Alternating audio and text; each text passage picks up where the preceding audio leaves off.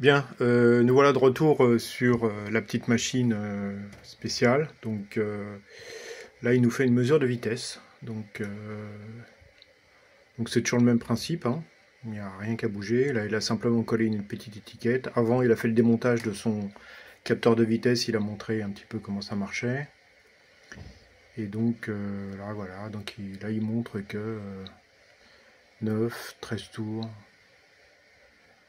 Voilà, ainsi de suite. Donc là, il montre que le capteur fonctionne. Il va lancer sa babasse. Et voilà, on va accélérer un peu parce qu'il n'y a rien d'intéressant. Voilà, donc là, il lance le truc. Toujours pareil. Et c'est parti. Voilà.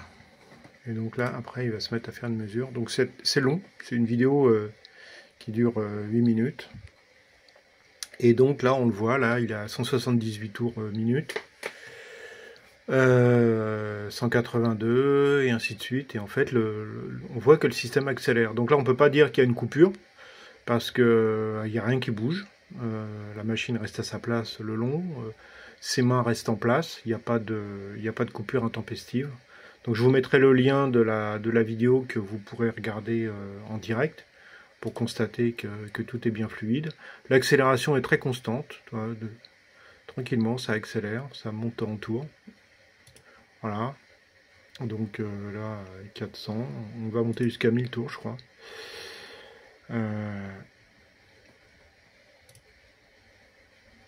Donc là, on voit que ça vibre beaucoup, hein, que la vitesse augmente. On ne sait toujours pas comment. Il n'y a toujours pas de tuyaux qui soient implantés dans la terre. Je vois pas non plus de tuyaux au-dessus. Il n'y a toujours pas de système magnétique apparemment. Enfin bref. S'il utilise un truc, il est vraiment très bien fait. Bon, là, on est à plus de 1000 tours minute. Hein. S'il utilise un truc, c'est vraiment très bien fait, c'est vraiment très bien caché. Ce qui est très crédible, c'est la mesure de vitesse qui se fait en continu. Là, on voit vraiment aucune coupure, aucune séquence. Ça passe pas à l'envers. Enfin bon, voilà quoi. Et donc, ça pose encore plus de questions. C'est-à-dire que je vois pas comment il peut frauder là-dessus.